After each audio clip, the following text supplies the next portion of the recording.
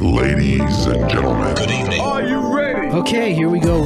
You're listening to the Deal Room Podcast. Join us as we bring you the inside scoop on business sales and acquisitions. Get across trends in the area and hear the industry's best recount their real-life tips, traps, and experiences. Now, here's your host, Joanna Oakey. Hi, it's Joanna Oakey here, and welcome back to the Deal Room Podcast, a podcast proudly brought to you by our commercial legal practice, Aspect Legal. Now, today we have on the show Brian Wilson from the software company Aro Software, who deal primarily with business brokers and assisting business brokers to organise their marketing efforts. And today, Brian and I are talking all about winning tactics for business brokers. So buckle in, here we go. Brian Wilson, I just want to say a massive welcome to the Deal Room Podcast. It's so good to have you on the show. Thanks, Joanne. Lovely to be here. Wonderful. Okay, maybe we can kick it off by you giving our listeners a little bit of a snapshot of Aro Software and what you do there. Yeah. So we are a specialist in the real estate and business broking market, and we produce a integrated CRM and website solution that's designed to improve profitability through increase in productivity and generally making business brokerages work more efficiently and more effectively, along with assisting our real estate agents market their properties. Love it. Okay, wonderful. And today's topic obviously is all about winning tactics for business brokers. So maybe just as a bit of an overview, if you can start by perhaps giving a bit of a perspective on what it is that you've seen in the business broker market and where you think, you know, the gap had lied. Where's the issue in the tactics of business brokers, and how is it that you turn them into winning tactics? Yeah. So a lot of the conversations I've been having with business brokers of late have been around how busy everyone is. And not only are they busy, but they are phenomenally busy. They do not have time in their day to make one more phone call, to email one more customer. While they're busier than normal, that's not necessarily in all cases translating across into revenue. And so one of the key objectives for me and the team at Aro is automating as much as we can around the day-to-day communication, leaving brokers free to do what they do best, which is be in front of customers, either face-to-face, via video conference or via the phone, building those relationships and winning those listings. Yeah, brilliant. And so presumably you see lots of business broking organisations. What is the number one? We've talked about the issue that they're busy, but not necessarily effective in, I guess, getting listings, selling the business, getting transactions across the line. Is that what you're talking about in terms of the effectiveness side? Yeah, well, a lot of the business brokerages that we talk to, they don't actually have a marketing strategy in place. It's almost taken on an ad hoc basis. So each particular deal or business is a bespoke sales engagement. And what that means is it's really time consuming and difficult for them to market that business effectively and efficiently. It also means that there's quite frequently a disjointed approach to the sales process around that particular business. So there just tends to be a lot of wasted time and effort. And unfortunately, it does result in a lot of communication that perhaps isn't as on point as what it should be. So when you say that communication that isn't on point, what's an example of that? Yeah, one of the most recent examples that I've been given is a gentleman who was looking to buy a cafe or bar in mid-north coast of New South Wales. Now, the original business broker that he signed up to find a business with, they ended up putting him in a mailing list, which sent him an email at about 3 o'clock one morning with an automotive business in central Queensland. Now, that sort of event happens way too frequently. The end result was he immediately started looking for another business broker. To me, that's something that's easily avoidable. and very quickly able to be stopped by the appropriate use of technology. And so what are the points then that help to drive proper marketing to the proper people? So obviously in your example here, he'd been put on a list, and the emails, the email for every business for sale was going to everyone on the list. I guess that's what it sounds like here. And you're saying, well, actually, no, one of the components that's required is greater targeting. So how do you achieve greater targeting? So the first and foremost method is to actually listen to what your customers are telling you that they're after, because obviously they know what they're after and they know the sort of money that they're willing to spend and the sort of business that they're looking for.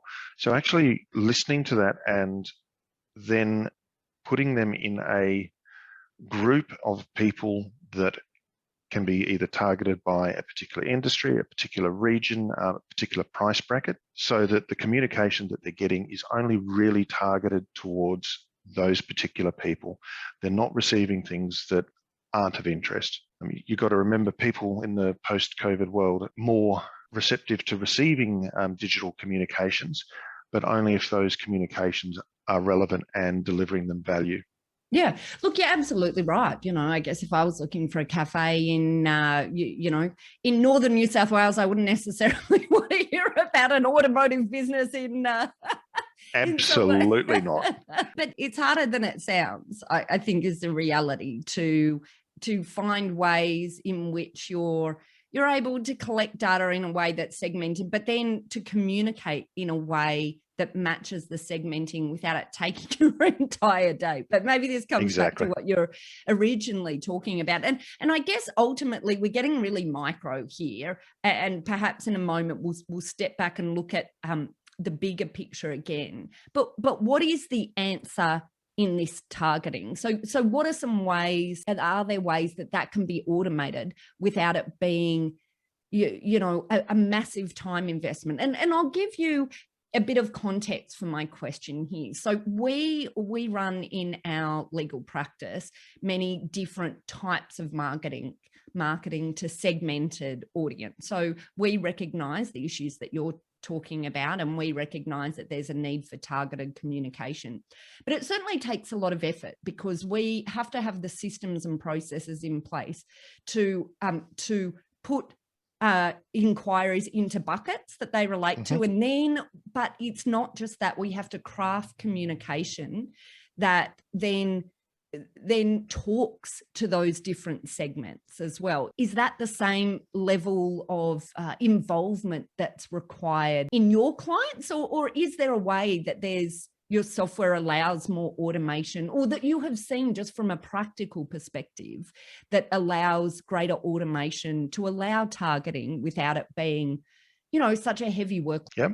So the simple answer is yes, it does. One of the main benefits that a system like Aro can provide is, once you've set the system up and you've set those processes up, it's a relatively hands-off approach, because you only need to set it up once. It's then a matter of making sure that your subject matter experts have a consistent strategy that they're working towards and are producing content on a regular/semi-regular basis that allows for that communication to go out. So really, we remove the hard work of getting the information to the people, leaving your guys or the business brokerages the task of preparing that information, rather than having to prepare it and then send it and then track who has opened it and who hasn't. Yeah, right. Okay.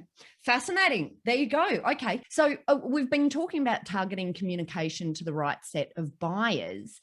But of course, in order to have something to sell to a buyer, our business brokers need the vendors. And I know the listings, in the marketplace at the moment, it appears that the listings, and perhaps it's always the case, the listings can be harder to get than the buyers themselves. But it's particularly the case, at the moment, in what I'm hearing everywhere. And we certainly have an influx of buyers here at Aspect Legal as well. So I can tell you it's absolutely true. There are a heap of buyers out there at the moment.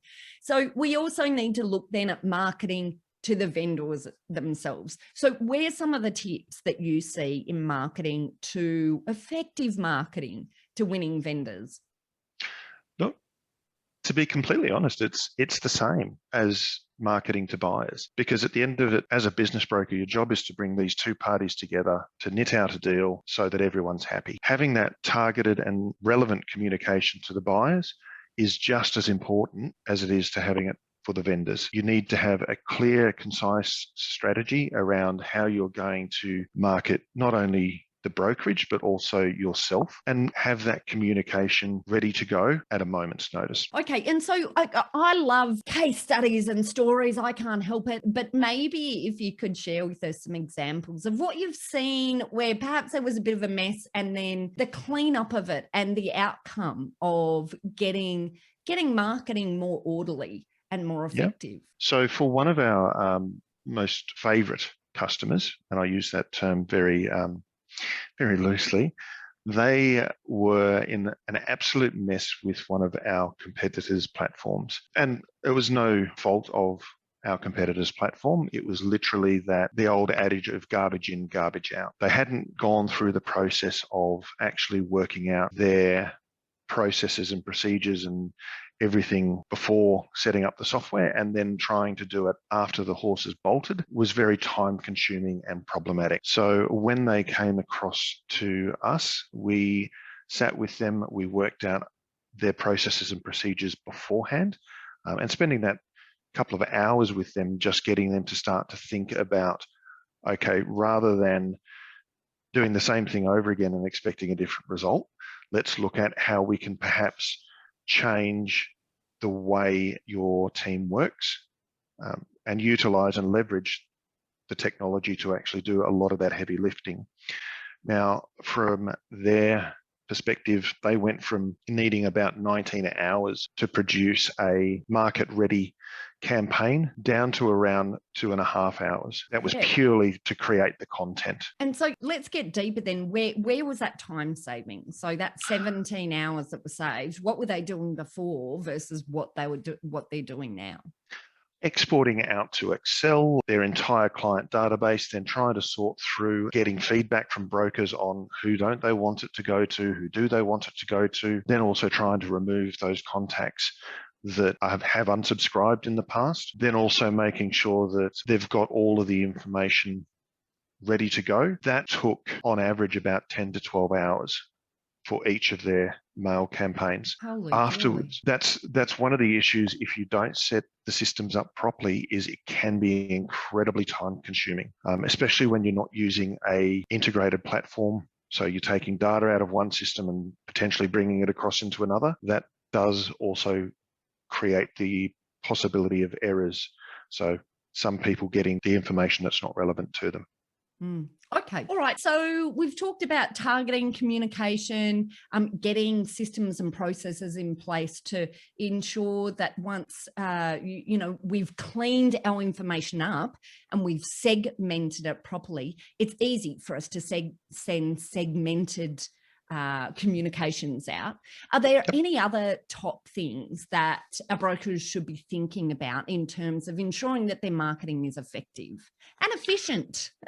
I think we've covered off on the efficient, but I think the thing that we need to really focus on is that word effective. To be effective, you need to be able to produce a strategy that everyone is aligned with, everyone understands, and everyone is working towards. Without that strategy in place, you're going to end up with communication that doesn't align and can create confusion, or even worse, can create potential customers leaving the business.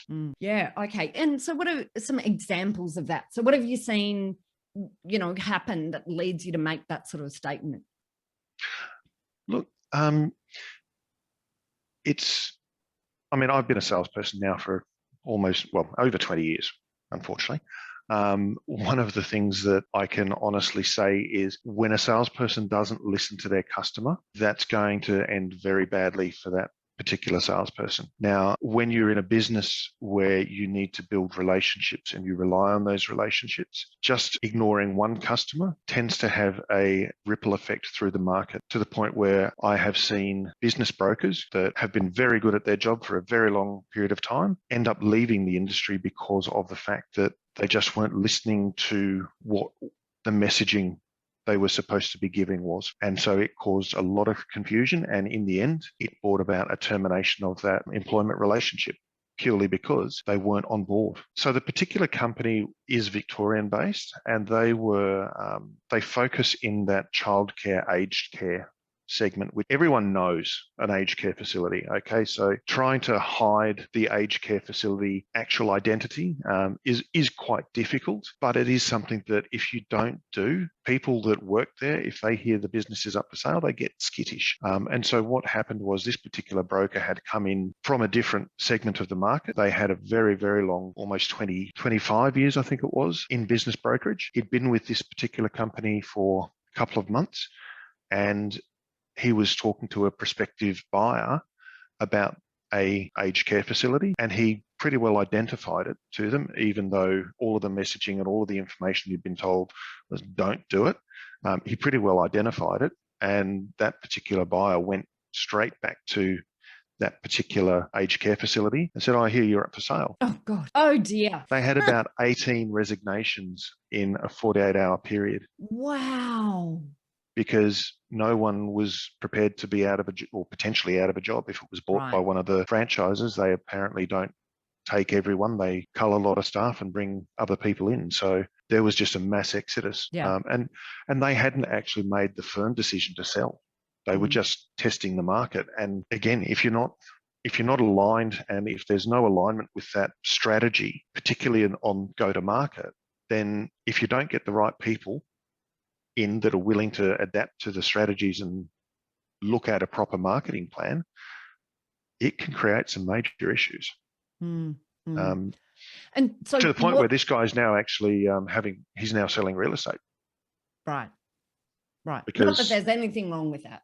No, not that there's anything wrong with that at all. But when you've spent 25 years selling businesses, you don't necessarily think that you're going to be not able to continue that through to retirement. Absolutely. So what's the message? Clear strategy, clear process, clear procedures. Fabulous. Okay, wonderful. Well, look, is there anything else? We've covered a lot today in, marketing, targeting communications, in ensuring that we have clarity in our strategy and in the way we're executing our strategy. I guess, are there any last minute, additions that you want to leave our listeners with today? No, I think that pretty much covers it today, Joanne.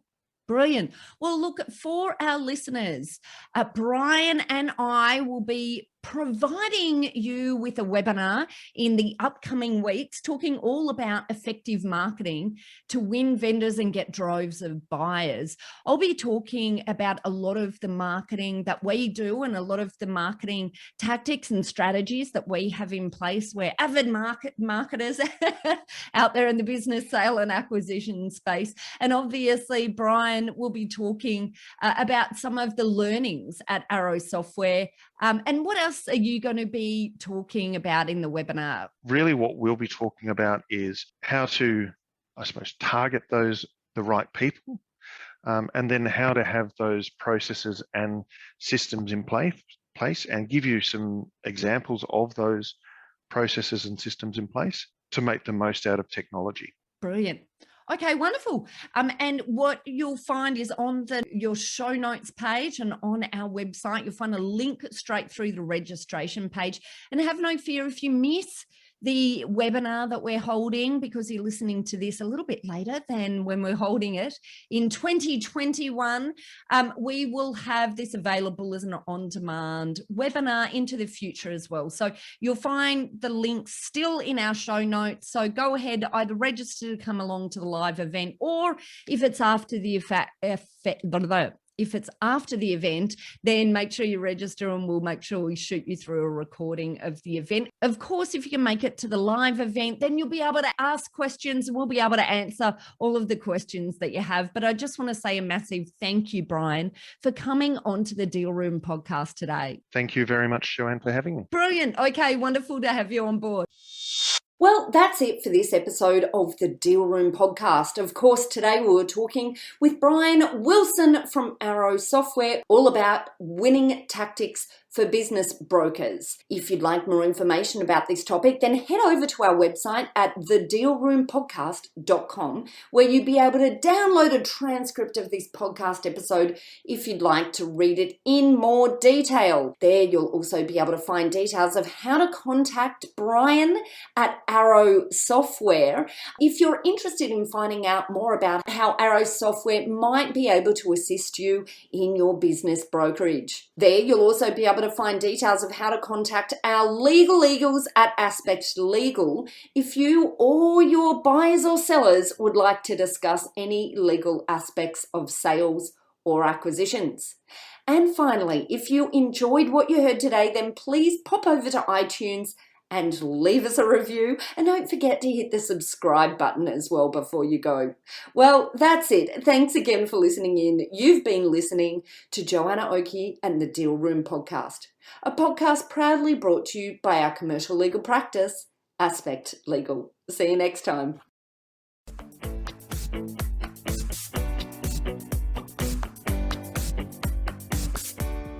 Aspect Legal has a number of great services that help businesses prepare for a sale or acquisition, to help them prepare in advance and to get transaction ready. We've also got a range of services to help guide businesses through the sale and acquisitions process. We work with clients both big and small and have different types of services depending on size and complexity. We provide a free consultation to discuss your proposed sale or acquisition. So see our show notes on how to book a time to speak with us, or head over to our website at aspectlegal.com.au. Ladies and gentlemen. That will conclude this evening's entertainment. Thanks for listening to the Deal Room podcast. To find out more about this episode and other episodes in the series, check out the show notes or head over to our website at thedealroompodcast.com.au.